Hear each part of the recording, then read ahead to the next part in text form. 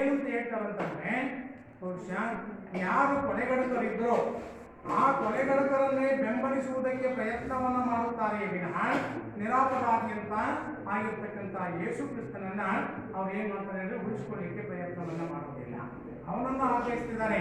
ಇವರು ಕೊಲೆಗಡುಕನಲ್ಲ ಅಂತ ಹೇಳ್ಬಿಟ್ಟು ಅವ್ರ ಬಗ್ಗೆನೇ ಆರೋಪವನ್ನು ಪಡಿಸ್ತಿದ್ದಾರೆ ವಿನಃ ಇಲ್ಲಿ ತಪ್ಪು ಮಾಡದೇ ಇರುವ ಯೇಸುವಿನ ಬಗ್ಗೆ ಅವರು ಏನ್ ಮಾಡ್ತಾರೆ ಅಂದ್ರೆ ಬಹುಶಃ ಅರಸನಲ್ಲಿ ತಿನ್ನಸದ ಆರೋಪಗಳನ್ನ ಮಾಡ್ತಾರೆ. ಹಾಗಾಗಿ ಇಲ್ಲಿ ಕೊನೆಗಡುಕ ಅಂತ ಹೇಳ್ತಾರೆ, ಕೊನೆಗಡುಕ ಬರಬ್ಬನ ವಕಾಲತ್ತು ನಡೆಸಿದವರೇ ಯಾಜಕರಾಗಿರ್ತಕ್ಕಂಥವ್ರು ಏನ್ ಮಾಡ್ತಾರೆ, ಅಧಿಕಾರ ದಾಪವನ್ನು ಹೊಂದಿದ ಯಾಜಕರು ಸಹಜವಾಗಿ ಆಪಾದನೆಗಳನ್ನು ಮಾಡಿಬಿಟ್ಟು ಯಾರು ಕೊಲೆಗಡುಕಾಗಿದ್ನೋ ಯಾರು ಕೊಲೆಯನ್ನು ಮಾಡಿದ್ನೋ ಅಂಥವನಿಗೆ ಶಿಕ್ಷೆಯನ್ನು ಕೊಡೋದಕ್ಕೆ ಅಗ್ರಹಿಸಬೇಕಾಗಿದ್ದೇ ವಿನಃ ಅವನನ್ನ ಏನ್ ಮಾಡ್ತಾರೆ ಬೆಂಬಲಿಸುತ್ತಾರೆ. ಸತ್ಯವನ್ನು ಬರಬ್ಬ ಅಂತಕ್ಕಂಥ ಕೊಲೆಗಡುಕ ಕೊನೆಯನ್ನು ಮಾಡಿರ್ತಕ್ಕಂಥವನಿಗೆ ಹೆಸರು. ಯಾಕೆಂದ್ರೆ ನಿರಪರಾಧಿ ಆಗಿರ್ತಕ್ಕಂಥವನಿಗೆ ಅಪರಾಧಿಯ ಸ್ಥಾನದಲ್ಲಿ ಹೋಗಿಸ್ತಾನೆ. ತಪ್ಪು ಮಾಡಿ ಕಳ್ತನ ಮಾಡಿ ಶಿಕ್ಷೆಯನ್ನು ಅನುಭವಿಸಬೇಕಾಗಿರ್ತಕ್ಕಂಥವನಿಗೆ ಬೆಂಬಲಿಸ್ತಾರೆ ಎನ್ನುವಂಥದ್ದು. ಎಲ್ಲ ಕಾಲದಲ್ಲೂ ಕೂಡ ಸತ್ಯ ಇರ್ತಕ್ಕಂಥದ್ದು ಬಹುಶಃ ಸತ್ತಿಲ್ಲ, ಜೀವಂತವಾಗಿರ್ತದೆ. ಆದರೆ ಆ ಸತ್ಯ ಹೊರಬರಬೇಕಾದ್ರೆ ಒಂದಿಷ್ಟು ಸಮಯವನ್ನು ತೆಗೆದುಕೊಳ್ತದೆ ಎನ್ನುವಂಥದ್ದು. ಯಾವುದೇ ತಪ್ಪು ಮಾಡದೇ ಇರ್ತಕ್ಕಂಥ ಯೇಸುವನ್ನ ಆಪಾದನೆಯ ಮೂಲಕ ಅವನನ್ನ ಗಲ್ಲಿಗೆ ಇರ್ತಕ್ಕಂಥ ಶಿಕ್ಷೆಯನ್ನ ವಿಧಿಸುವಂತ ಒಂದು ಇದನ್ನ ಅಲ್ಲಿ ಮಾಡ್ತಿದ್ದಾರೆ. ಹಾಗಾಗಿನೇ ಕೊಲೆಗಡುಕ ಬರಬ್ಬನ ವಕಾಲತ್ತು ನಡೆಸಿದವರೇ, ಎಡಕ್ಕೊಬ್ಬ ಬಲಕ್ಕೊಬ್ಬ ಕಳ್ಳನ ತೂಗಿ ಸನ್ಮಾನಿಸಿದವರೇ. ಇವರಿಗೆ ಎಂಥ ಕಠೋರವಾದ ಶಿಕ್ಷೆಯನ್ನು ಕೊಟ್ಟಿದ್ರು ಅಂದ್ರೆ ಎಡಕ್ಕೊಬ್ಬ ಬಲಕ್ಕೊಬ್ಬ ಕಳ್ಳನನ್ನ ನಿಲ್ಲಿಸ್ಬಿಟ್ಟು ಮರಣದಂಡನೆಯನ್ನ ನೀಡಿಸಿದರಂತೆ. ಈ ರೀತಿಯಾಗಿ ಮರಣದಂಡನೆ, ಯಾಕಂದ್ರೆ ಯಾರು ತಪ್ಪಿತಸ್ಥನಾಗಿದ್ದೋ ಅವನನ್ನ ಆ ತಪ್ಪಿನ ಕೊಡುಗೆಯಿಂದ ಸಾವಿನ ಕೊಡುಗೆಯಿಂದ ಬಹುಶಃ ಮುಕ್ತ ಮಾಡುವುದಕ್ಕೆ ಪ್ರಯತ್ನ ಮಾಡ್ತಿದ್ದಾರೆ. ತಪ್ಪಿತಸ್ಥನಲ್ಲದೇ ಇರತಕ್ಕಂಥ ನಿರಾಪರಾಧಿಯಾಗಿರ್ತಕ್ಕಂಥ ಯೇಸುವನ್ನ ಮರಣದಂಡನೆಗೆ ಗುರಿಪಡಿಸುತ್ತಿದ್ದಾರೆ. ಹಾಗಾಗಿನೇ ಅಲ್ಲಿರ್ತಕ್ಕಂಥ ಯಾಜಕರಿರ್ತಕ್ಕಂಥವು ಅಧಿಕಾರ ದಾಹಕ್ಕೋಸ್ಕರವಾಗಿ ಮಾಡ್ತಕ್ಕಂಥ ಅಮಾನವೀಯ ಕೃತ್ಯ ಅಂತ ಹೇಳ್ತಿದ್ದಾರೆ. ಹೀಗಿರ್ತಕ್ಕಂಥ ಸಂದರ್ಭದಲ್ಲಿ ಮನ್ನಿಸಲಿ ನಿಮ್ಮನ್ನ ಆ ದೇವರೇ, ಎಂಥ ವಿಶಾಲವಾದ ಹೃದಯವಂತಿಕೆ ಅಂತಕ್ಕಂಥದ್ದು ಯೇಸುವಿನಲ್ಲಿ ಇತ್ತು ಅನ್ನೋದಕ್ಕೆ ಮನ್ನಿಸಲಿ ನಿಮ್ಮನ್ನ ಆ ದೇವರೇ. ಓ ದೇವರೇ, ಅವನು ಹೇಳ್ತಿದ್ದ ಇವರಿಗೆ ತಾವೇನು ಮಾಡುತ್ತೇವೆ ಎನ್ನುವ ಅರಿವುದಿಲ್ಲ. ನೋಡಿ ಎಂಥ ಸಂದರ್ಭದಲ್ಲಿ. ಹಾಗಾಗಿನೇ ಆ ಅರಿವು ಇಲ್ಲದರಿಂದ ಅವರನ್ನು ನೀನು ಕ್ಷಮಿಸಿ ಬಿಡು ಅಂತ ಹೇಳ್ತಿದ್ದಾನೆ. ಯಾರು ತನಗೆ ಮರಣದಂಡನೆಯನ್ನು ವಿಧಿಸಲಿಕ್ಕೋಸ್ಕರವಾಗಿ ಎಡಕ್ಕೊಬ್ಬ ಬಲಕ್ಕೊಬ್ಬ ಆಗಿರ್ತಕ್ಕಂಥ ಕಳ್ಳರು ಬಂದು ಮರಣದಂಡನೆಗೆ ಗುರಿಪಡಿಸುತ್ತಾರೋ ಅಂಥವರ ಬಗ್ಗೆ ಎಂಥ ಕರುಣಾಮಯಿಯಾಗಿದ್ದ ಅಥವಾ ಎಂಥ ಹೃದಯ ವೈಶಾಲ್ಯತೆಯನ್ನು ಹೊಂದಿದ್ದ ನಿಮ್ಮ ಯೇಸು ಕ್ರಿಸ್ತ ಅಂತಂದ್ರೆ ಅಲ್ಲಿ ಒಂದು ಸಂದೇಶವನ್ನು ಕೊಟ್ಟಿದ್ದಾರೆ. ಓ ದೇವರೇ, ಅವರೇನು ಮಾಡ್ತಿದ್ದಾರೆ ಯಾಕಂದ್ರೆ ಓ ದೇವರೇ, ಇವರಿಗೆ ತಾವೇನು ಮಾಡುತ್ತಿದ್ದಾರೆ ಎನ್ನುವ ಅರಿವು ಇಲ್ಲ, ತಿಳುವಳಿಕೆ ಇಲ್ಲ. ತಿಳುವಳಿಕೆ ಇಲ್ಲದೆ ಇರೋದ್ರಿಂದಲೇ ನನಗೆ ಈ ರೀತಿಯಾದ ಶಿಕ್ಷೆಯನ್ನು ಕೊಟ್ಟಿದ್ದಾರೆ. ಹಾಗಾಗಿ ಅವರನ್ನು ಮನ್ನಿಸು, ಕ್ಷಮಿಸಿಬಿಡು ಅಂತ ಹೇಳ್ತಿದ್ದಾರೆ. ಯಾರು ಇಂಥ ದೊಡ್ಡದಾದ ಮಾತನ್ನು ಹೇಳ್ತಿದ್ದಾರೆ? ಯಾಕೆಂದ್ರೆ ಸಾವಿನ ಸಂದರ್ಭದಲ್ಲೂ ಸ್ವಲ್ಪವೂ ಎಚ್ಚರಿಕನಾಗದೆ ತನ್ನನ್ನು ಮರಣದಂಡನೆಗೆ ಗುರಿಪಡಿಸಲಿಕ್ಕೆ ಬಂದಿರತಕ್ಕಂಥ ವ್ಯಕ್ತಿಗಳನ್ನು ಕುರಿತಂತೆ ಅವರು ಏನ್ ಮಾಡ್ತಾರೆ ಅಂತಕ್ಕಂಥ ಅರಿವು ಅವರಿಗೆ ಇಲ್ಲದೆ ಇರೋದ್ರಿಂದ ಈ ರೀತಿಯಾದಂತಹ ಒಂದು ಭದ್ರವಾದಂತಹ ಕೃತ್ಯಕ್ಕೆ ತಮ್ಮನ್ನು ತೊಡಗಿಸಿಕೊಂಡಿದ್ದಾರೆ. ಮರಣದಂಡನೆಯನ್ನು ಮಾಡಿ ತಂದಿದ್ದಾರೆ, ವಿಧಿಸಲಿಕ್ಕೆ ಬಂದಿದ್ದಾರೆ. ಅವರನ್ನು ನೀನು ಕ್ಷಮಿಸಿಬಿಡು. ಪಾಪ ಗೊತ್ತಿಲ್ಲ, ಅರಸನ ಆಜ್ಞೆಯನ್ನು ಪಾಲನೆ ಮಾಡಲಿಕ್ಕೆ ಬಂದಿದ್ದಾರೆ ಅಷ್ಟೇ. ಆದರೆ ತಪ್ಪಿತಸ್ಥರನ್ನ ಶಿಕ್ಷೆಗೆ ಒಳಪಡಿಸಬೇಕಾಗಿತ್ತು, ಗಲ್ಲಿಗೇರಿಸಬೇಕಾಗಿತ್ತು. ಕಳ್ಳರನ್ನ ಗಲ್ಲಿಗೇರಿಸುವುದನ್ನು ಬಿಟ್ಬಿಟ್ಟು ಯಾರ್ಯಾರೇ ಏನೂ ತಪ್ಪು ಮಾಡದೇ ಇರುವ ಮುಗ್ಧನಾಗಿರ್ತಕ್ಕಂಥ ಜಗತ್ತಿಗೆ ಒಳ್ಳೆಯ ಸಂದೇಶವನ್ನು ನೀಡಿದ ಯೇಸುವನ್ನ ಬರ್ಬರವಾಗಿ ಅಲ್ಲಿ ಹತ್ಯೆಗೆ ಮಾಡ್ತಿದ್ದಾರೆ ಅಂತಕ್ಕಂಥದ್ದು. ಹೀಗೆ ಆ ಒಂದು ಸನ್ನಿವೇಶದಲ್ಲಿ ನೀವು ಬಡಿದ ಸುತ್ತಿಗೆಗಳು ಮೊಳೆಗಳು ನೋಡಬೇಕಂದ್ರೆ ಅದು ಏನನ್ನು ಸೂಚಿಸ್ತಿದ್ದಾವೆ ಅಂದರೆ ಅಮಾನವೀಯವಾದಂತಹ ಘಟನೆಯನ್ನು ನಾವು ಪುರುಷ ಬಿಂಬಿಸ್ತಿದ್ದಾವೆ ಎನ್ನುವಂಥದ್ದು. ಯೇಸು ಕ್ರಿಸ್ತವನ್ನು ಸಿಲುಬೆಗೇರಿಸಬೇಕಾದಂತಹ ಸಂದರ್ಭದಲ್ಲಿ ಯಾಗಿತ್ತು ಅವ್ರು ಮಾಡ್ತಕ್ಕಂಥ ಕೃತ್ಯ ಅಂತಂದ್ರೆ ಗೋಡೆಗೆ ನಿಲ್ಲಿಸ್ಬಿಟ್ಟು ಎರಡು ಕೈಗಳಿಗೆ ಮತ್ತು ಕಾಲುಗಳಿಗೆ ಬಲವಾದ ಮೊಳೆಗಳನ್ನು ಪಡೆದಿದ್ರು. ಹೊಡೆದ್ಬಿಟ್ಟು ಶಿರಕ್ಕೆ ಅದಕ್ಕೆ ಹೇಳ್ತಿದ್ರು. ಯಾಕಂದ್ರೆ ಅಲ್ಲಿ ಮುಂದೆ ಮುಕುಟ ಹಿಡಿದ ಮುಳ್ಳುಗಳು, ಮುಕುಟ ಕಿರೀಟ, ತನ್ನ ತಲೆಗೆ ತೋರಿಸಿರ್ತಕ್ಕಂಥ ಮುಳ್ಳಿನ ಕಿರೀಟ ಅಂತ ಹೇಳಿ ಪಾಪಸ್ಕಳಿ ಅಂತ ಕೂಡ ಹೇಳ್ತಿದ್ದಾರೆ. ಆ ಪಾಪಸ್ಕಳಿ ಅಂತಂದು ಹಾಕಿದಾಗ ಏನಾಗಿರಬೇಕು ಅನ್ನೋ ಪರಿಸ್ಥಿತಿ, ಅದು ಅಮಾನವೀಯ ಒಂದು ಕೃತ್ಯ ಅಂತ ಹೇಳ್ತಿದ್ದೀವಿ. ಯಾಕಂದ್ರೆ ಈ ರೀತಿಯಾಗಿ ಬರ್ಬರವಾಗಿ ಅವನನ್ನ ಏನ್ ಮಾಡ್ತಿದ್ದಾರೆ, ಗಲ್ಲಿಗೆ ಇರ್ತಕ್ಕಂಥ ಸನ್ನಿವೇಶವನ್ನು ಕವಿ ಅತ್ಯಂತ ವಿಷಾದನೀಯವಾಗಿ ಪ್ರಸ್ತುತ ಮಧ್ಯಭಾಗದಲ್ಲಿ ಹೇಳ್ತಿದ್ದಾರೆ. ಮುಂದುವರೆದ್ಬಿಟ್ಟು ರೋಮನರ ಕಿವಿಡೆಬ್ಬಿಸುವ ಕೊಂಬುಗಳು, ಕೊಂಬು ಅಂದ್ರೆ ವಾಲಗ ಅಂತೀವಿ ಅಥವಾ ಊದುವ ಸಾಧನ ಅಂತೀವಿ. ಅಂದ್ರೆ ಇಡೀ ರೋಮ್ ಸಾಮ್ರಾಜ್ಯದ ತುಂಬ ಹೇಗೆ ವಾಲಕ ಊದಿದಾಗ ಅದು ಪಸರಿಸ್ತಿದೆಯೋ ಹಬ್ಬುತ್ತಿದೆಯೋ ಹಾಗೆ ಸುಳ್ಳು ಆರೋಪಗಳನ್ನು ಯೇಸು ಕ್ರಿಸ್ತನ ಮೇಲೆ ಇಡೀ ರೋಮ್ ಸಾಮ್ರಾಜ್ಯ ವ್ಯಾಪಿಸುವಂತೆ ಹಾರಿದರು. ಅಷ್ಟೇ ಅದರ ಅರ್ಥ. ಹಾಗಾಗಿನೇ ಕವಿ ಹೇಳ್ತಾರೆ, ರೋಮನ್ನರ ಕಿವಿಡೆಬ್ಬಿಸುವ ಕೊಂಬುಗಳು. ಭವಿಷ್ಯದಲ್ಲಿ ಏನಾಗ್ತಿದೆ, ರೋಮ್ ನಗರದಲ್ಲಿ ಬಹುಶಃ ತಮ್ಮ ಪ್ರತ್ಯೇಕವಾದ ಆ ಒಂದು ರಾಜ್ಯವನ್ನು ಸ್ಥಾಪನೆ ಮಾಡಲಿಕ್ಕೆ ಹೊರಟಿದ್ದಾನೆ ಅಂತಕ್ಕಂಥ ಏನು ತಪ್ಪು ಸಂದೇಶವನ್ನ ಇಡೀ ರೋಮ್ ಸಾಮ್ರಾಜ್ಯದಾದ್ಯಂತ ಹರಡುತ್ತಿದ್ದಾರೆ. ನೋಡು, ಯೇಸು ಕ್ರಿಸ್ತ ಇರತಕ್ಕಂಥವನು ನಾನು ದೈವಾಂಶ ಸಂಭೂತ ಅಂತ ಹೇಳ್ಕೊಳ್ತಿದ್ದಾನೆ. ಅವನು ಪ್ರತ್ಯೇಕವಾದಂತಹ ದುಡಿಯ ರಾಜ್ಯವನ್ನ ಸ್ಥಾಪನೆ ಮಾಡಲಿಕ್ಕೆ ಹೊರಟಿದ್ದಾನೆ. ರೋಮನ್ ಸಾಮ್ರಾಜ್ಯದಿಂದ ಪ್ರತ್ಯೇಕವಾದ ರಾಜ್ಯವನ್ನು ಸ್ಥಾಪನೆ ಮಾಡಬೇಕಂತಕ್ಕಂಥ ಉದ್ದೇಶ ಅವನು ಇಟ್ಕೊಂಡಿದ್ದಾನೆ. ಬಹುಶಃ ಈ ತರದ ಆರೋಪಗಳನ್ನು ಹೇಳ್ತಾ ಹೋದಾಗ ಅದು ಇಡೀ ರೋಮ್ ಸಾಮ್ರಾಜ್ಯದ ತುಂಬ ವ್ಯಾಪಿಸ್ತಾ ಇದೆ.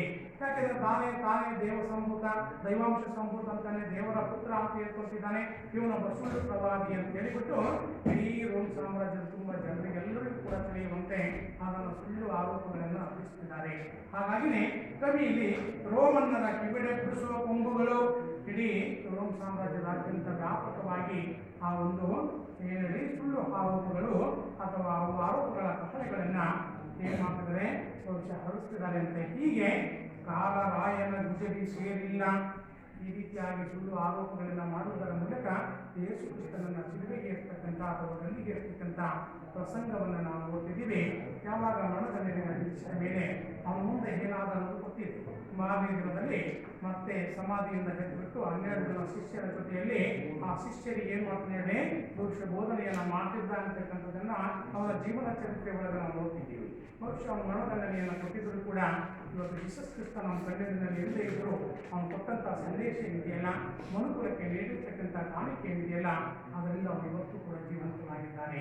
ಯಾಕೆಂದರೆ ಇವತ್ತು ನಮ್ಮೆದುರಿನಲ್ಲಿ ಹಿಂದೆ ಇರ್ತಕ್ಕಂಥ ಎಷ್ಟೋ ಜನ ವ್ಯಕ್ತಿಗಳು ತಾವು ಕೊಟ್ಟಿರ್ತಕ್ಕಂಥ ಮಾಡಿರ್ತಕ್ಕಂಥ ಒಳ್ಳೆಯ ಕೆಲಸದಿಂದ ಕಣ್ಣೆದುರಿನಲ್ಲಿ ಹಾಗೆ ಉಳ್ಕೊಂಡಿದ್ದಾರೆ, ಜೀವಂತವಾಗಿ ಕಾಣ್ತಿದ್ದಾರೆ. ಯಾಕಂದರೆ ಬುದ್ಧನನ್ನು ನೋಡಿದಾಗ, ಮಹಾವೀರನ್ನು ನೋಡಿದಾಗ, ಮಹಾತ್ಮ ಗಾಂಧಿಯುವಂಥ ಮಹಾಪುರುಷರನ್ನು ನೋಡಿದಾಗ ಅವ್ರು ಯಾರು ಕೂಡ ನಮ್ಮ ಎದುರಿನಲ್ಲಿ ದೈಹಿಕವಾಗಿರದೇ ಇದ್ದರೂ ಕೂಡ, ಅವರೆಲ್ಲ ನಮ್ಮ ಎದುರಿನಲ್ಲಿ ದೈಹಿಕವಾಗಿ ಕಾಣ್ತಾ ಇದ್ದರೂ ಕೂಡ ಅವರು ಬಿಟ್ಟು ಹೋದಂಥ ಆದರ್ಶಗಳಿದ್ದಾವಲ್ಲ, ಅವು ಇಂದಿಗೂ ಕೂಡ ಅವರನ್ನು ಜೀವಂತವಾಗಿರುವಂತೆ ಮಾಡಿದ್ದಾರೆ. ಹಾಗಾಗಿ ಯೇಸು ಕ್ರಿಸ್ತನು ಕೂಡ ಮನುಕುಲಕ್ಕೆ ಅವರ ಒಂದು ಹೃದಯಂತರಾಳದಲ್ಲಿ ಮಾನವೀಯ ಕಿಡಿಗಳನ್ನು ಹಚ್ಚಿ ಒದಗಿಸತಕ್ಕಂಥ ಕೆಲಸವನ್ನು ಮಾಡಿದ್ದಾನೆ. ಯಾಕೆಂದರೆ ದಯೆ, ಕರುಣೆ, ಪ್ರೀತಿಗಳ ಏನೇ ಮಹಾನ್ ಆದರ್ಶಗಳನ್ನು ಜಗತ್ತಿಗೆ ದಾರಿ ಎತ್ತತಕ್ಕಂಥವನು ಯೇಸು ಕ್ರಿಸ್ತ ಎಂತಕ್ಕಂಥವನು. ಅಂಥ ಮಹಾನ್ ವ್ಯಕ್ತಿ ಇವತ್ತೇನಾಗಿದ್ದರೆ, ಕಾಲ ರಾಯನ ಗುಜರಿ ಸೇರಿಲ್ಲ, ವೇಷ ಮರೆಸಿವೆ ಅಷ್ಟೇ. ಬಹುಶಃ ಈ ರೀತಿಯಾಗಿ ಸುಳ್ಳು ಆರೋಪಗಳನ್ನು ಮಾಡಿರ್ತಕ್ಕಂಥವೇನಿದ್ದಾವಲ್ಲ, ಆ ಆರೋಪಗಳೆಲ್ಲವೂ ನಶಿಸಿ ಹೋಗಿದ್ದಾವಂತಲ್ಲ, ಅವತ್ತಿನ ಕಾಲಮಾನದಲ್ಲಿ ಹೇಗಿದ್ವೋ ಇವತ್ತು ಕೂಡ ಬದಲಾಗಿಲ್ಲ ಅಂತ ಹೇಳ್ತಾರೆ. ಅವು ಬದಲಾದ ರೂಪಾಂತರವನ್ನು ಹೊಂದಿದವಷ್ಟೇ. ವೇಷ ಮರೆಸಿದ್ದಾನೆ, ಅವತ್ತು ಅನ್ಯಾಯ ಇತ್ತು, ಅವತ್ತು ಕೂಡ ಮೋಸ ಇತ್ತು, ಅವತ್ತು ಕೂಡ ಕೊಲೆಗಡಗಳಿಗೆ ಏನು ಮಾಡಿದ್ರೆ ಆ ಒಂದು ಶಿಕ್ಷೆಯಿಂದ ಪಾರು ಮಾಡುವಂತೆ ಆಪಾದನೆಯಿಂದ ಅವರನ್ನು ಮುಕ್ತಗೊಳಿಸಿದ್ರು. ನಿರಪರಾಧಿ ಆಗಿರ್ತಕ್ಕಂಥ ಯೇಸುವನ್ನು ಗಲ್ಲಿಗೇರಿಸಿದ್ರು. ಅನ್ಯಾಯ ಆಗಿತ್ತು ಅವತ್ತು ಕೂಡ, ಇವತ್ತು ಕೂಡ ಅವಿದ್ದಾರೆ. ಇವತ್ತು ಕೂಡ ಏನಾಗಿದೆ ಅಂದರೆ ಸಮಾಜದಲ್ಲಿ ಸತ್ಯಕ್ಕೆ ಬೆಲೆ ಇಲ್ಲ. ಯಾಕೆಂದರೆ ಸುಳ್ಳಿಗೆ ಇವತ್ತು ಬೆಲೆ ಇದೆಯೇ ವಿನಃ ಬಹುಶಃ ಆ ಒಂದು ದ್ವೇಷ, ಅಸೂಯೆ, ಕ್ರೌರ್ಯಗಳಿಗೆ ಇವತ್ತು ನಾವು ಬಹುಶಃ ಮನ್ನಣೆಯನ್ನು ಪಟ್ಟಿದ್ದೀವಿ ವಿನಃ ಒಳ್ಳೆಯತನಕ್ಕೆ ನಾವು ಮಾನ್ಯತೆಯನ್ನು ನೀಡುತ್ತಿಲ್ಲ. ಹಾಗಾಗಿ ಕಾಲರಾಯನ ಗುಜರಿ ಸೇರಿಲ್ಲ, ಈ ರೀತಿಯಾಗಿ ಮಾಡಿರ್ತಕ್ಕಂಥ ಎಲ್ಲ ಅಮಾನವೀಯ ಕೃತ್ಯಗಳು ಅವಿನ್ನೂ ಕಾಲರಾಯನ ಗುಜರಿ ಸೇರಿಕೊಂಡಿರ್ಬೋದು, ಸೇರಿಲ್ಲ, ಅವು ಇನ್ನೂ ಜೀವಂತವಾಗಿ ಮುಂದುವರೆದಿದ್ದಾವೆ. ಮತ್ತೊಂದು ರೂಪದಲ್ಲಿ ವೇಷ ಮರೆಸಿವೆ ಅಷ್ಟೇ. ಈ ಎಲ್ಲ ಕೇಡುಗಳು, ಅವತ್ತಿದ್ದಂತಹ ಕೇಡುಗಳು ಇವತ್ತು ಕೂಡ ಇದ್ದಾವೆ. ಅವತ್ತೊಂದೇ ಯೇಸು ಕ್ರಿಸ್ತನ ಕಾಲದಲ್ಲಿ ಅಷ್ಟೇ ಇದ್ವು ಅಂತ ಅನ್ನೋಂಗಿಲ್ಲ. ಅವತ್ತಿನ ಕೇಳುಗಳು ಇವತ್ತು ಬೇರೆ ರೂಪದಲ್ಲಿ ಮತ್ತೆ ಏನಾಗಿದ್ದಾವೆ, ಬದಲಾದ ರೂಪದಲ್ಲಿ ತಮ್ಮನ್ನು ತೊಡಗಿಸಿಕೊಂಡಿದ್ದಾವೆ. ಹಾಗಾಗಿನೇ ರೈಫಲ್ಲು, ಟ್ಯಾಂಕು, ಬಾಂಬು, ಗ್ರೆನೇಡ್ಗಳು ಅವಕ್ಕೆ ಚಲನೆಯೊದಗಿಸಿವೆ. ನೋಡಕ್ಕೆ ಯುದ್ಧ ಸಾಧನಗಳ ರೂಪದಲ್ಲಿ ಇವೆಲ್ಲ ಇವತ್ತು ಬದಲಾದ ರೂಪದಲ್ಲಿ ಕೆಡಕನ್ನು ಬಯಸಲಿಕ್ಕೆ ಕಾದು ಬಿಡ್ತೀವಿ ಅಂತಕ್ಕಂಥ ಮಾತನ್ನು ಹೇಳ್ತಿದ್ದಾರೆ. ಅವತ್ತೆಲ್ಲ ಹೇಗಿತ್ತಂದ್ರೆ ಮರಣದಂಡನೆ ಇತ್ತು, ಶಿಲುಬೆ ಇರ್ತಕ್ಕಂಥ ಭವಿಷ್ಯ ಪದ್ಧತಿ ಇತ್ತು. ಇವತ್ತು ಏನಾಗಿದೆ ಅಂದರೆ ಬದಲಾದ ರೂಪದಲ್ಲಿ, ಆಧುನಿಕ ಕಾಲದಲ್ಲಿ ಬಾಂಬುಗಳ ರೂಪದಲ್ಲಿ, ಗ್ರೆನೇಡ್ಗಳ ರೂಪದಲ್ಲಿ, ಟ್ಯಾಂಕುಗಳ ರೂಪದಲ್ಲಿ, ಬಹುಶಃ ರೈಫಲ್ಲು ಇವೆಲ್ಲವುಗಳ ರೂಪದಲ್ಲಿ ಮತ್ತೆ ಅಮಾನವೀಯ ಕೃತ್ಯಗಳು ನಡೀತಾ ಇದ್ದಾವೆ. ಬಹುಶಃ ನ್ಯಾಯಕ್ಕೆ ಬೆಲೆ ಇರತಕ್ಕಂಥದ್ದು ಸಿಗುತ್ತಿಲ್ಲ. ಅವು ಬದಲಾದ ವೇಷದಲ್ಲಿ ವೇಷವನ್ನು ಮರೆತುಕೊಂಡ್ಬಿಟ್ಟು ಅದಕ್ಕಾಗಿ ತಾವು ಕಾಯ್ತಾ ಇದ್ದಾವೆ. ಏಕೆಂದರೆ ಇಲ್ಲಿ ಮತ್ತೊಬ್ಬರನ್ನ ಹಿಂಸೆ ಒಳಪಡಿಸಿ ಮರೆಯುವಂಥ ಇಂಥವರನ್ನ ಮನುಷ್ಯವು ಏನು ಮಾಡ್ತಿದ್ದಾವೆ ಅನ್ನೋದಕ್ಕೆ ಸಹಜವಾಗಿಯೇ ಕಾಲರಾಯನ ಯಮವನ್ನು ಗುಜರಿಯನ್ನು ಸೇರದೆ ಅವು ಕೂಡ ಸಮಯಕ್ಕಾಗಿ ಕಾಯ್ತಿದ್ದಾವಂತೆ. ಆ ಸಮಯ ಯಾವಾಗ ಬರ್ತದೆ ಅಂತ ಹೇಳಿ ಕಾಯ್ತಿದೆ ಅಂತಕ್ಕಂಥ ಮಾತನ್ನ ಹೇಳ್ತಿದ್ದಾರೆ. ವೇಷ ಮರಶಿವೆ ಅಷ್ಟೇ ಈ ಎಲ್ಲ ಕೇಡುಗಳು, ರೈಫಲ್ಲು, ಟ್ಯಾಂಕು, ಬಾಂಬು, ಗ್ರೆನೇಡ್ಗಳು ಅವಕ್ಕೆ ಚಲನೆಯೊದಗಿಸಿವೆ. ನಿಮ್ಮವೇ ಬಲಿಷ್ಠ ಕೈಗಳು, ನಿಮ್ಮವೇ ಬಲಿಷ್ಠ ಕೈಗಳು ಇಂಥ ಮನಸ್ಥಿತಿಯನ್ನ ಹೊಂದಿದಂಥ ಮಾನವರು ಇಂದು ಕೂಡ ಇದ್ದಾರೆ. ಬಲಿಷ್ಠ ಕೈಗಳು ಯಾಕಂದ್ರೆ ಇವುಗಳನ್ನು ಇವತ್ತೆಲ್ಲ ಕೈ ಎತ್ಕೊಳ್ತಕ್ಕಂಥದ್ದನ್ನು ನೋಡ್ತಿದ್ದೀವಿ. ಇದಕ್ಕೆ ಬೇಕಾದಷ್ಟು ಉದಾಹರಣೆ ಸಿಗ್ತಾ ಇದೆ. ಏನು ಅಂತಂದ್ರೆ ನಾನು ಈಗಾಗಲೇ ಹೇಳಿದ ಹಾಗೆಯೇ ಉಗ್ರಗಾಮಿ ಚಟುವಟಿಕೆಗಳನ್ನು ಮಾಡ್ತಾ ಇರ್ತಕ್ಕಂಥ ಏನೇ ಬಹುತೇಕ ವ್ಯಕ್ತಿಗಳೆಲ್ಲರೂ ಕೂಡ ಇವತ್ತು ಮಾನವ ಕುಲಕ್ಕೆ ನೆಮ್ಮದಿಯನ್ನು ಹಾಳು ಮಾಡ್ತಿದ್ದಾರೆ. ಯಾಕೆ ನೆಮ್ಮದಿ ಹಾಳು ಮಾಡ್ತಿದ್ದಾರೆ ಅಂತಂದ್ರೆ ಎಲ್ಲಿ ಶಾಂತಿ ನೆಮ್ಮದಿ ಇದೆಯೋ ಅಲ್ಲೆಲ್ಲ ಏನು ಮಾಡ್ತಾರೆ, ಶಾಂತಿ ನೆಮ್ಮದಿಗೆ ಭಂಗ ತರುವಂತ ಕೆಲಸಗಳು ಅಧಿಕೃತವಾಗಿ ನಡೀತಾ ಇದ್ದಾವೆ. ಅಮೆರಿಕದಲ್ಲಿ ಪಿಸ್ತೂಲ್ ಹಿಡ್ಕೊಂಡು 100 ಜನರನ್ನು ಸಂಹಾರ ಮಾಡಿದರು. ನಿನ್ನೆ ತಾನೇ ಸುಮಾರು 1300 ಜನ ಹುಡುಗಿಯರನ್ನ ಅಪಹರಿಸ್ಕೊಂಡು ಹೋಗಿರ್ತಕ್ಕಂಥ ಘಟನೆಯನ್ನು ನಾವು ನೋಡ್ತಿದ್ದೀವಿ.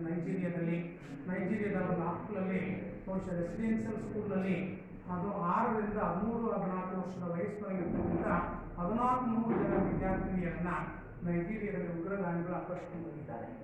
ಈ ದೃಶ್ಯಗಳನ್ನು ನೋಡಿದಾಗ ಏನಾಗ್ತಿದೆ, ಅದೇ ಮತ್ತೊಂದು ರೂಪವನ್ನು ಎತ್ತಿದವಷ್ಟೇ. ಆಗೆಲ್ಲ ಏನಿತ್ತು, ಮನದಂಡನೆ ಇತ್ತು, ಅವ್ರನ್ನ ಗಲ್ಲಿಗೇರಿಸ್ತಿದ್ರು ಅಷ್ಟೇ, ಇಲ್ಲ ಹಿಂಸೆಯನ್ನು ಕೊಟ್ಟಿದ್ರು. ಅವು ಬದಲಾದ ರೂಪದಲ್ಲಿ ಯಾಕೆಂದ್ರೆ ಮತಾಂಧತೆ ಎನ್ನುವಂಥದ್ದು ಇವತ್ತು ತಲೆ ಎತ್ತಿ ನಿಂತ್ಕೊಂಡಿದೆ. ಯಾಕೆಂದ್ರೆ ಜಗತ್ತು ಇವತ್ತು ಶಾಂತಿಯುತವಾಗಿ ನೆಮ್ಮದಿಯಿಂದ ಬದುಕಲಿಕ್ಕೆ ಅವಕಾಶವನ್ನು ಕೊಟ್ಟಿಲ್ಲ. ಎಲ್ಲೆಂದರಲ್ಲಿ ಅಶಾಂತಿ ಇದೆ, ಎಲ್ಲೆಂದರಲ್ಲಿ ಸಂಘರ್ಷಗಳು ನಡೀತಿದ್ದಾವೆ, ಎಲ್ಲೆಂದರಲ್ಲಿ ಏನಾಗ್ತಿದ್ದಾವೆ, ಮತೀಯ ಕಲಹಗಳು ನಡೀತಿದ್ದಾವೆ. ಧರ್ಮಗಳ ಮಧ್ಯದಲ್ಲಿ ಸಂಘರ್ಷಗಳು ಇವತ್ತು ಬಹುಶಃ ಸಂಭವಿಸ್ತಕ್ಕಂಥದ್ದನ್ನು ನೋಡ್ತಿದ್ದೀವಿ. ಇವೆಲ್ಲವನ್ನು ನೋಡಿದಾಗ ಮಾನವ ಸುಮ್ಮನೆ ತಿಳ್ಕೊಂಡಿಲ್ಲ. ಈ ಗ್ರೆನೇಡ್ ಅಂತಕ್ಕಂಥದ್ದು, ಬಾಂಬ್ ಅಂತಕ್ಕಂಥದ್ದು, ರೈಫಲ್ ಅಂತಕ್ಕಂಥವನ್ನ ಬೇರೆ ರೂಪದಲ್ಲಿ ಬಳಸಿಕೊಂಡು ಮನುಕುಲದ ಶಾಂತಿಯನ್ನು ಕದಲಲು ಪ್ರಯತ್ನ ಮಾಡ್ತಿದ್ದಾರೆ. ಹಾಗಾಗಿ ಕವಿ ಅದನ್ನು ಹೇಳ್ತಿದ್ದಾರೆ, ನಿಮ್ಮವೇ ಬಲಿಷ್ಠ ಕೈಗಳು, ಎದೆಯಾಳದ ಮುಯ್ಯನ್ನು ಸೇರು, ದ್ವೇಷ, ಅಸೂಯೆ, ಸೇಡಿನ ಮನೋಭಾವನೆಗಳು ಇವತ್ತು ಎಲ್ಲೆಂದರಲ್ಲಿ ಬೆಳೀತಿದ್ದಾವೆ. ದ್ವೇಷ, ಅಸೂಯೆ ಅಂತಕ್ಕಂಥದ್ದು ಹೆಚ್ಚಾಗ್ತಿದೆ. ಅವು ಹೆಚ್ಚಾಗ್ತಿರೋದ್ರಿಂದಲೇ ಸಹಜವಾಗಿ ನಮ್ಮಲ್ಲಿ ಏನಾಗ್ತಿದೆ ಅಂದರೆ ಸೇಡಿನ ಮನೋಭಾವಗಳು ಸಹಜವಾಗಿಯೇ ಏನಾಗ್ತಿದೆ, ಹುಟ್ಕೊಳ್ತಿದ್ದಾವೆ. ಯಾಕಂದ್ರೆ ದ್ವೇಷ, ಅಸೂಯೆಗಳು ಹೆಚ್ಚಾದಾಗ ಸೇಡು ಸಹಜವಾಗಿ ಬಂದೇ ಬರ್ತದೆ. ಯಾಕೆ ಸೇಡು ಬರ್ತಿದೆ ಅನ್ನೋದಕ್ಕೆ ನಿಮಗೆಲ್ಲ ಗೊತ್ತಿದೆ. ಅವನೆಲ್ಲೋ ಒಂದು ಮಾತನ್ನು ಹೇಳಿದ, ಮೊನ್ನೆ ಯಾರೋ ಒಬ್ಬರು ಪುಣ್ಯಾತ್ಮ ಹೇಳಿದ, ರಾಮ ಮಂದಿರ ನಿರ್ಮಾಣ ಮಾಡಲಿಕ್ಕೆ ಬಹುಸಂಖ್ಯಾತರಾಗಿರ್ತಕ್ಕಂಥವ್ರು ಮಾತಾಡ್ತಕ್ಕಂಥದ್ದು ಎಲ್ಲರೂ ಕೂಡ ಇಲ್ಲ. ಅವನೇನು ಬೇರೆ ಬೇರೆ ಇವುಗಳನ್ನು ಒಪ್ಪಿಸ್ತಿದ್ದಾರೆ. ಬಹುಸಂಖ್ಯಾತರು ಮಾಡ್ತಕ್ಕಂಥದ್ದು ಅಲ್ಪಸಂಖ್ಯಾತರು ಒಪ್ಕೊಳ್ತಿಲ್ಲ, ಅಲ್ಪಸಂಖ್ಯಾತರು ಮಾಡ್ತಕ್ಕಂಥ ಬಹುಸಂಖ್ಯಾತರು ಒಪ್ಕೊಳ್ತಿಲ್ಲ. ಇಲ್ಲಿ ಜಾತಿ ಸಂಘರ್ಷ, ಅದಕ್ಕೆ ಧರ್ಮಗಳ ಸಂಘರ್ಷ ಅಂತ ಹೇಳ್ತಿದ್ದೀವಿ. ಆ ಧರ್ಮಗಳ ಸಂಘರ್ಷ ಯಾವಾಗ ಬರ್ತಿದೆ ಅಂದರೆ ನಾವೆಲ್ಲ ಒಂದೇ ಮಾನವ ಜನಾಂಗಕ್ಕೆ ಸೇರಿರ್ತಕ್ಕಂಥವರು ಅನ್ನುವ ಭಾವನೆ ಬರಬೇಕಿರ್ತಕ್ಕಂಥದ್ದೇ ವಿಶ್ವ ಇವತ್ತು ಸಾರ್ತಾ ಇರ್ತಕ್ಕಂಥ ಸಂದೇಶ. ಹಾಗಾಗಿನೇ ನಾವೇನು ಮಾಡ್ತಿದ್ದೀವಿ ಅಂದರೆ ನಮ್ಮದು ಧರ್ಮ ಶ್ರೇಷ್ಠ, ಹಿಂದೂ ಧರ್ಮ ಅಂತ ನಾವು ಹೇಳ್ತೀವಿ. ಇನ್ನೊಬ್ಬರು ಮುಸ್ಲಿಮ್ಸ್ ತನ್ನ ಧರ್ಮ ಶ್ರೇಷ್ಠ ಅಂತಾನೆ, ಕ್ರಿಶ್ಚಿಯನ್ ನನ್ನ ಧರ್ಮ ಶ್ರೇಷ್ಠ ಅಂತಾನೆ, ಬೌದ್ಧ ನನ್ನ ಧರ್ಮ ಶ್ರೇಷ್ಠ ಅಂತಾನೆ, ಆಮೇಲೆ ಸಿಖ್ ಧರ್ಮ ನಮ್ಮದು ಶ್ರೇಷ್ಠ ಅಂತಾನೆ. ಈ ಥರದ ಧರ್ಮದಲ್ಲಿರ್ತಕ್ಕಂಥ ಸಂಘರ್ಷಕ್ಕೆ ನಾವು ಸಂಕುಚಿತವಾದ ಅರ್ಥವನ್ನು ಕಲ್ಪಿಸಿಕೊಂಡಿರೋದ್ರಿಂದಲೇ ಜಗತ್ತು ಇವತ್ತು ಏನಾಗಿದೆ ಅಂದರೆ ನೆಮ್ಮದಿಯಿಂದ ಇರಲಿಕ್ಕೆ ಸಾಧ್ಯವಾಗಿಲ್ಲ. ಎಲ್ಲಿಂದರಲ್ಲಿ ಈ ಥರದ ದುರ್ಘಟನೆಗಳು ನಡೀತಿದ್ದಾವೆ. ಹಾಗಾಗಿನೇ ಸಹಜವಾಗಿಯೇ ದ್ವೇಷ, ಅಸೂಯೆಗಳ ಸೇಡಿನ ಮನೋಭಾವಗಳು ಬೆಳೆಯುತ್ತಾ ಹೋದಂತೆಲ್ಲ ಸಹಜವಾಗಿಯೇ ಈ ಜಗತ್ತು ನೆಮ್ಮದಿಯಿಂದ ಬದುಕಲಿಕ್ಕೆ ಸಾಧ್ಯವಿಲ್ಲ ಅಂತಕ್ಕಂಥ ಮಾತನ್ನು ಹೇಳ್ತಿದ್ದಾರೆ. ಮುಂದೆ ಎರಡನೇ ಭಾಗದಲ್ಲಿ ಕವಿ ಮತ್ತೊಂದು ವಿಚಾರವನ್ನು ಹೇಳ್ತಿದ್ದಾನೆ. ಆವಾಗ ಈ ಥರದ ಅನ್ಯಾಯಗಳು ಅಥವಾ ಅಕ್ರಮಗಳು ಅಥವಾ ದ್ವೇಷ, ಅಸೂಯೆಗಳು ಹೆಚ್ಚಾಗ್ತಿರುವ ಭೂಮಿಯ ಮೇಲೆ ಆಗೆಲ್ಲ ನಾನು ಮತ್ತೆ ಅವತರಿಸಿ ಬರುತ್ತೇನೆ, ಮತ್ತೆ ಹುಟ್ಟಿ ಬರುತ್ತೇನೆ ಎನ್ನುವ ಸಂದೇಶವನ್ನು ಸಾರುವಂಥ ಪ್ರಸ್ತುತ ಕವಿತೆ ಜೀಸಸ್ ಕ್ರಿಸ್ತ ಮತ್ತೆ ಹುಟ್ಟಿ ಬರುತ್ತೇನೆ, ಮತ್ತೆ ಹುಟ್ಟಿ ಬರುವುದರ ಮೂಲಕ ಇವೆಲ್ಲವುಗಳನ್ನು ನಿರ್ನಾಮ ಮಾಡಿ ದೈವಿ ರಾಜ್ಯವನ್ನು ಸ್ಥಾಪನೆ ಮಾಡುತ್ತೇನೆ ಎನ್ನುವಂಥ ಒಂದು ಭರವಸೆಯನ್ನು ನೀಡುವ ರೀತಿಯೊಳಗೆ ಕೆ.ಎಸ್. ನಿಸರ್ಗಮ್ಮನವರು ತಮ್ಮ ಕೊನೆಯ ಪದ್ಯಭಾಗದಲ್ಲಿ ಹೇಳ್ತಾ ಹೋಗ್ತಿದ್ದಾರೆ ಎನ್ನುವಂಥದ್ದು. ಯಾಕೆಂದರೆ ಇರುವ ತನಕ ನಿಮ್ಮ ಸಾಮ್ರಾಜ್ಯ, ಆಗುತ್ತೇನೆ ಕ್ರೋಧ, ತಿಳಿಗೇಡಿತನಕ್ಕೆ ರಾಜ್ಯ. ಯಾಕೆಂದರೆ ಬಂದೇ ಇರುತ್ತದೆ ದೈವಿ ರಾಜ್ಯ. ನೋಡಿ, ಎಲ್ಲಿಯವರೆಗೆ ಈ ರೀತಿಯಾಗಿರ್ತಕ್ಕಂಥ ಅಂಧಕಾರದ ಸಾಮ್ರಾಜ್ಯವನ್ನು ನೀವು ಆಳ್ವಿಕೆ ಮಾಡ್ತಿದ್ದೀರೋ, ಹಾಗಾಗಿನೇ ನಿಮ್ಮಲ್ಲಿರ್ತಕ್ಕಂಥ ಆ ಒಂದು ಅಜ್ಞಾನಕ್ಕೆ ನಾನು ಏನು ಮಾಡ್ತಿದ್ದೀನಿ ಅಂತಂದರೆ ಬಹುಶಃ ಜ್ಞಾನವನ್ನು ನೀಡುವಂಥ ಸಾಧನವಾಗಿ ನಾನು ಮತ್ತೆ ಅವತಾರವನ್ನು ಎತ್ತಿದ್ದೇನೆ. ನಮ್ಮಲ್ಲಿ ಮನೆ ಮಾಡಿಕೊಂಡ ಅಜ್ಞಾನ ಎನ್ನುವಂಥದ್ದು ಸಣ್ಣತನ ಎಂತಕ್ಕಂಥದ್ದು, ಬಹುಶಃ ಅಲ್ಪತನ ಎಂತಕ್ಕಂಥದ್ದಕ್ಕೆ ಕೊನೆಯನ್ನು ಆಡಲಿಕ್ಕೆ ನಾನು ಬರ್ತಿದ್ದೀನಿ. ಅದನ್ನು ಅಂತ್ಯ ಮಾಡಲಿಕ್ಕೆ ಯಾವಾಗ ಈ ಭೂಮಿಯ ಮೇಲೆ ಅನ್ಯಾಯ ಅಕ್ರಮಗಳು ಹೆಚ್ಚಾಗುತ್ತವೆಯೋ, ದ್ವೇಷ ಅಸೂಯೆಗಳು ಹೆಚ್ಚಾಗಲಿಕ್ಕೆ ಪ್ರಾರಂಭ ಆಗ್ತಿದ್ದಾವೋ, ಆಗ ಮನುಕುಲದ ಶಾಂತಿ ಎನ್ನುವುದು ಕದಲಕ್ಕೆ ಪ್ರಾರಂಭ ಆಗ್ತಿದೆಯೋ, ಆ ಸನ್ನಿವೇಶಗಳಲ್ಲೆಲ್ಲ ಬಹುಶಃ ನಿಮ್ಮಲ್ಲಿ ತುಂಬಿಕೊಂಡಿರುವ ಅಜ್ಞಾನವನ್ನು ದೂರ ಮಾಡಿ ಬೆಳಕನ್ನು ನೀಡುವುದಕ್ಕೋಸ್ಕರವಾಗಿ ನಾನು ಮತ್ತೆ ಅವತಾರವನ್ನು ಎತ್ತಿ ಬರುತ್ತೇನೆ ಅಂತಕ್ಕಂಥ ಸಂದೇಶವನ್ನು ಸಾರುವಂಥ ರೀತಿಯೊಳಗೆ ಬಹುಶಃ ಜೀಸಸ್ ಕ್ರಿಸ್ತ ಶಿಲುಬೆ ಏರಿದ್ದಾನೆ ಅಂತಕ್ಕಂಥ ಮಾತನ್ನು ಹೇಳ್ತಿದ್ದಾರೆ. ಹಾಗಾಗಿನೇ ನಾವು ಶಿಲುಬೆ ಇರತಕ್ಕಂಥ ಸಂದರ್ಭದಲ್ಲೂ ಕೂಡ ಬಂದೇ ತಿರುತ್ತದೆ ದೈವಿ ರಾಜ್ಯ ಎನ್ನುವಂತೆ ಏರಿದ್ದಾನೆ ಶಿಲುಬೆ. ಯಾಕಂದರೆ ಮುಂದೆ ಒಂದಲ್ಲ ಒಂದಿನ ದೈವಿ ರಾಜ್ಯ, ದೇವರ ರಾಜ್ಯ ಎನ್ನುವುದು ನಿರ್ಮಾಣವಾಗುತ್ತದೆ ಅಂತಕ್ಕಂಥ ಕನಸನ್ನೇ ಹೊತ್ತು ಆ ಕನಸನ್ನು ಇಟ್ಕೊಂಡೇ ಯೇಸು ಕ್ರಿಸ್ತ ಶಿಲುಬೆಗೆ ಏರಿದ್ದಾನೆ. ಹಾಗಾಗಿ ಅವನ ಕನಸಿತ್ತದು. ಆ ಕನಸು ಏನು ಅಂದರೆ ದೈವಿ ರಾಜ್ಯದ ಕಲ್ಪನೆ. ದೈವಿ ರಾಜ್ಯದ ಕಲ್ಪನೆ ಎನ್ನುವುದಕ್ಕೆ ಈ ರಾಜ್ಯದಲ್ಲಿ ಯಾರ ಅಧಿಕಾರವೂ ಇಲ್ಲ, ಎಲ್ಲವುದನ್ನು ನಿಯಂತ್ರಿಸುವಂಥವನು ಅಥವಾ ಹತೋಟಿಯಲ್ಲಿ ಇರತಕ್ಕಂಥ ಶಕ್ತಿ ಇರುವವನು ದೇವರು ಎನ್ನುವ ನಂಬಿಕೆಯನ್ನು ಜನತೆಯಲ್ಲಿ ಬೆಳೆಸ್ತಾ ಇದ್ದವನು. ಎಲ್ಲರೂ ದೈವತ್ವದ ಇದಕ್ಕೆ ಮೊರೆ ಹೋಗ್ತಕ್ಕಂಥ ಒಂದು ರೀತಿ. ಅದಕ್ಕೆ ಅವನು ಹೇಳ್ತಿದ್ದಾನೆ, ಯಾಕಂದರೆ ದೇವರು ಎನ್ನುವಂಥ ವಿಚಾರ ಬಂದಾಗ ಸಮಾಜವನ್ನು ನಿಯಂತ್ರಿಸುವ ಶಕ್ತಿ ಅವನಿಗೆ ಮಾತ್ರ ಇದೆ ಅನ್ನುವಂಥದ್ದು. ಈ ರೀತಿಯಾದ ಸಂದೇಶ ಹೊಂದಿರತಕ್ಕಂಥವನು ಜೀಸಸ್ ಕ್ರಿಸ್ತ. ಹಾಗಾಗಿನೇ ಯಾವಾಗ ಇಂಥ ಅಕ್ರಮಗಳು ಬರ್ತಿದ್ದಾವೋ ಆಗೆಲ್ಲ ನಾನು ಏನಾಗ್ತಿದ್ದೀನಿ, ಮತ್ತೆ ದೈವಿ ರಾಜ್ಯದ ಸ್ಥಾಪನೆಯನ್ನು ಮಾಡಲಿಕ್ಕೆ ಬರ್ತಿದ್ದೀನಿ.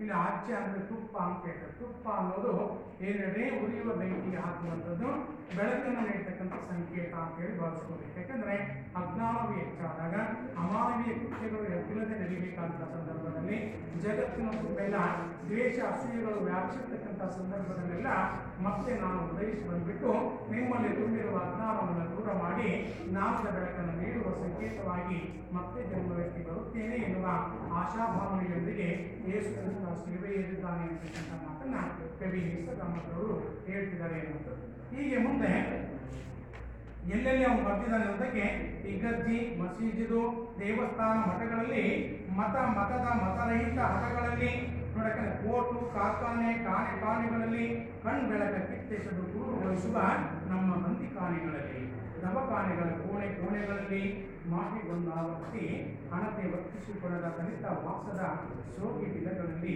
ದಿನನಿತ್ಯ ತಿಳಿವೆಯೇರಿದ್ದಾನೆ ಜೀಸಸ್. ಬಹುಶಃ ಎಲ್ಲೆಲ್ಲಿ ಅನ್ಯಾಯ ನಡೀತಿದೆ, ಎಲ್ಲೆಲ್ಲಿ ಅಕ್ರಮ ನಡೀತಿದೆ, ಎಲ್ಲೆಲ್ಲಿ ಸುಳ್ಳನ್ನು ಸತ್ಯವೆಂದು ಬಿಂಬಿಸುವಂಥ ಪ್ರಯತ್ನಗಳು ನಡೀತಿದ್ದಾವೆ ಅಂತಕ್ಕಂಥದ್ದನ್ನು ಜೀಸಸ್ ಕ್ರಿಸ್ತನ ಆಧಾರವಾಗಿಟ್ಟುಕೊಂಡು ಕವಿ ನಿಸರ್ಗಮ್ಮನವರು ಹೇಳ್ತಿದ್ದಾರೆ. ಇಗರ್ಜಿ ಅಂದರೆ ಚರ್ಚು ಅಂತ ಕರಿತಿದ್ದೀವಿ. ಚರ್ಚುಗಳಲ್ಲಿ, ಮಸೀದಿಗಳಲ್ಲಿ, ಹಾಗೆಯೇ ಮತ್ತು ದೇವಸ್ಥಾನಗಳಲ್ಲಿ, ಮಠಗಳಲ್ಲಿ, ನೋಡಕ್ಕೆ ಮತರಹಿತ ಹಠಗಳಲ್ಲಿ, ಅಂದರೆ ಇಲ್ಲಿ ಬುದ್ಧಿರಹಿತವಾಗಿರ್ತಕ್ಕಂಥ ಏನೇಳಿ ಕಲ್ಪನೆಗಳು, ಬುದ್ಧಿರಹಿತವಾದ ವಿಚಾರಗಳು ತುಂಬಿ ಹುಡುಕಾಡ್ತಾ ಇದ್ದಾವೆ. ಎಲ್ಲೋದ್ರೂ ಕೂಡ ಚರ್ಚಲ್ಲಿ ಹೋಗ್ರಿ, ಮಠದಲ್ಲಿ ಹೋಗ್ರಿ, ಹಾಗೆ ಮಸೀದಿಯಲ್ಲಿ ಹೋಗ್ರಿ, ದೇವಸ್ಥಾನದಲ್ಲಿ ಹೋಗ್ರಿ, ಎಲ್ಲ ಕಡೆಯೂ ಕೂಡ ಏನಾಗಿದೆ ಅಂದರೆ ಬುದ್ಧಿವಂತರಿಲ್ಲ, ಬುದ್ಧಿರಹಿತವಾಗಿ ವರ್ತಿಸುವಂಥವರೇ ಹೆಚ್ಚಾಗಿದ್ದಾರೆ. ಆ ಬುದ್ಧಿರಹಿತವಾಗಿ ವರ್ತಿಸುವುದರಿಂದಲೇ ಜಗತ್ತು ಸಂಕಷ್ಟವನ್ನು ಎದುರಿಸುವ ಪರಿಸ್ಥಿತಿಗೆ ಬಂದು ನಿಂತಿದೆ ಅಂತಕ್ಕಂಥ ಮಾತನ್ನು ಹೇಳ್ತಿದ್ದಾರೆ. ಇಲ್ಲೆಲ್ಲ ಏನಾಗ್ತಿದೆ ಅಂದರೆ ಅನ್ಯಾಯ ನಡೀತಿದೆ, ಅಕ್ರಮ ನಡೀತಿದೆ, ಅದು ಅಸತ್ಯವನ್ನು ಸತ್ಯವನ್ನು ಬಿಂಬಿಸುವಂಥ ಪ್ರಯತ್ನ ಎತ್ತಿಲ್ಲದೆ ನಡೀತಾ ಇದೆ. ಅದರ ಪರಿಣಾಮವಾಗಿ ಇವತ್ತು ನಾವೆಲ್ಲ ಯಾವ ಧರ್ಮವೂ ಕೂಡ ಚೆನ್ನಾಗಿ ತಿಳ್ಕೊಳ್ರಿ.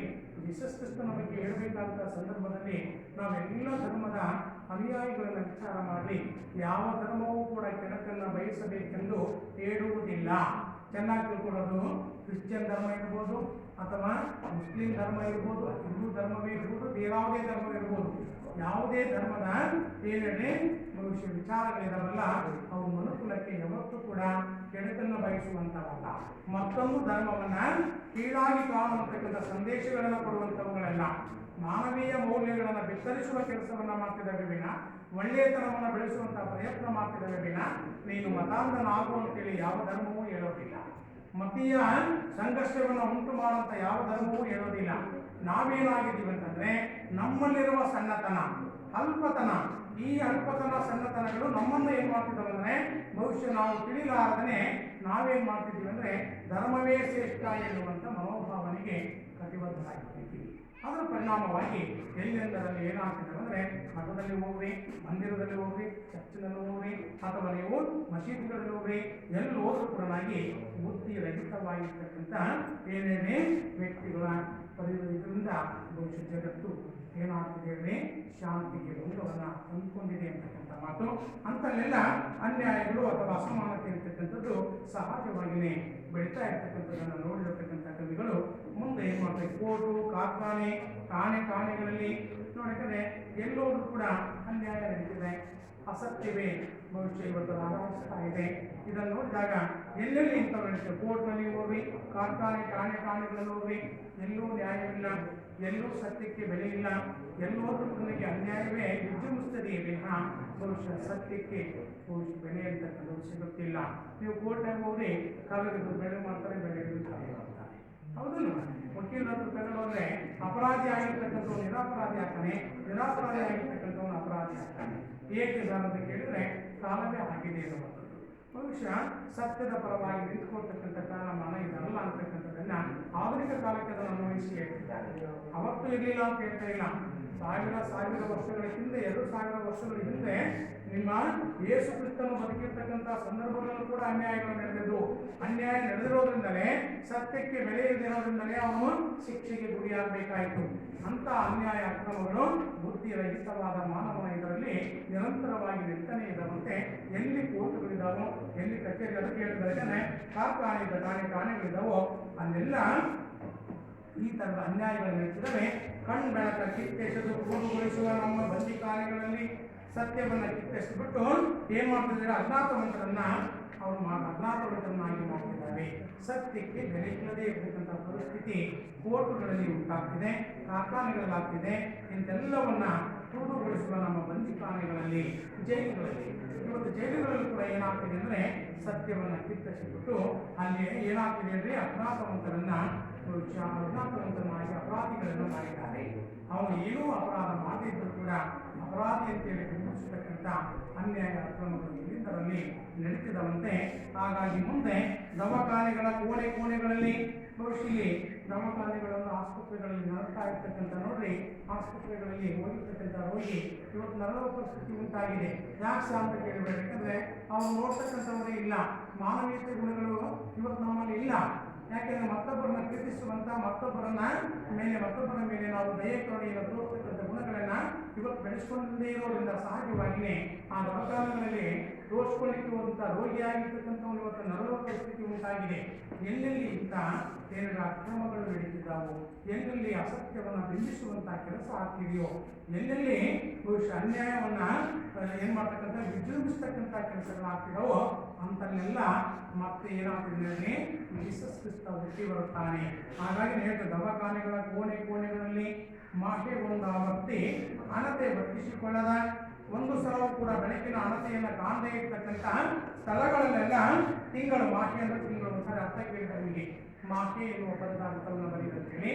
ಇಲ್ಲಿ ದಲಿತ ವಾಸದ ಸೋಗೆ ಬಿಲಗಳಲ್ಲಿ, ಸೋಗೆ ಅಂದರೆ ಗುಡಿಸಲು, ಅದಕ್ಕೆ ದಲಿತರು ವಾಸ ಮಾಡ್ತಕ್ಕಂಥ ಆ ಒಂದು ಗುಡಿಸಲುಗಳಲ್ಲಿ ದಿನನಿತ್ಯ ಶಿಲುಬೆ ಹೇಳಿದ್ದಾನೆ ಜೀಸಸ್.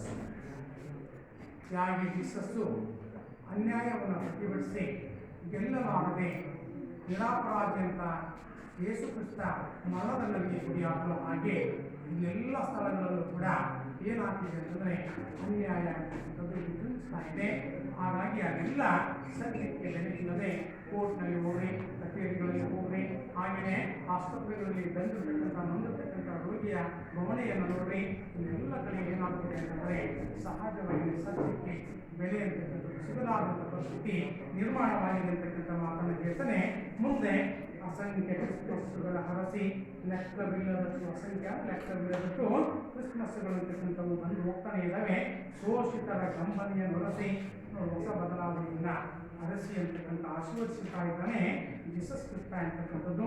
ಶೋಷಿತರ ಕಂಬನಿಯ ನೊರಸಿ ಸತ್ಯಕ್ಕೆ ಹೊಸ ಕವಲುಗಳ ತಿಳಿಸಿ, ಅದು ಕವಲು ಅಂದರೆ ಟಿಶ್ಯೂ ಅಂತ ಹೇಳ್ತಿದ್ದೀವಿ, ಅಥವಾ ಆ ಒಂದು ಖಿನ್ನತೆ ಅಥವಾ ಖಿನ್ನತೆಯನ್ನು ಬದಲಾವಣೆ ಮಾಡುವುದರ ಮೂಲಕ ಇಲ್ಲಿ ಸಹಜವಾಗಿಯೇ ಅಸಂಖ್ಯಾತ ಹೃದಯಗಳಿಗೆ ಮಾನವೀಯತೆಯನ್ನು, ಪಿಡಿಯನ್ನು ಹಚ್ಚಿಸುವಂತಹ ಕೆಲಸವನ್ನು ಮಾಡುವುದರ ಮೂಲಕ ಜೀಸಸ್ ಕ್ರಿಸ್ತ ಮತ್ತೆ ಮುಕ್ತಿ ಬರ್ತಾನೆ ಅಂತಕ್ಕಂಥ ಕಲ್ಪನೆಯನ್ನು ಹೇಳುವುದರ ಮೂಲಕ ಕವಿ ತನ್ನ ಕಾವ್ಯವನ್ನು ಮುಕ್ತಾಯ ಮಾಡ್ತಾರೆ. ಸೋಗೆ ಅಂತಕ್ಕಂಥದಕ್ಕೆ ಗುಡಿಸಲು ಅಂತ ಕರೀತೀವಿ.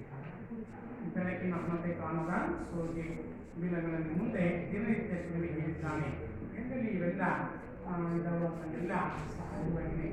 ಯೇಸು ಕ್ರಿಸ್ತ ಏನಾಗ್ತಿದ್ದಾನೆ ಹುಟ್ಟಿ ಬರ್ತಿದ್ದಾನೆ ಅಂತಕ್ಕಂಥ ಮಾತುಗಳನ್ನು ಹೇಳುವುದರ ಮೂಲಕ ಮತ್ತೊಂದು ಮಾತು ಹೇಳ್ಬೇಕಂದ್ರೆ ಹಿಂಸೆ ಎನ್ನುವಂಥದ್ದು ಆಧುನಿಕ ಸಮಾಜದ ಗುಣವೆಂಬಂತೆ ವಿಶ್ವವ್ಯಾಪಿಯಾಗಿ ಹೋಗ್ತಾ ಇರ್ತಕ್ಕಂಥ ಈ ಒಂದು ಸಂದರ್ಭದಲ್ಲಿ ಜೀಸಸ್ನ ಪ್ರೀತಿ ಎನ್ನುವಂಥದ್ದು, ಕರುಣೆ ಅಂತಕ್ಕಂಥದ್ದು, ಔದಾರ್ಯ ಅಂತಕ್ಕಂಥ ವಿಚಾರಗಳಿಂದವೆಲ್ಲ ಇವು ನಮ್ಮೊಳಗೆ ಏನಾಗಬೇಕಂದ್ರೆ ನೋಡಬೇಕು ಅಂತಕ್ಕಂಥ ಮಾತನ್ನು ಪ್ರಾರಂಭದಲ್ಲಿ ನೀವು ನೋಡಿದ್ರಿ.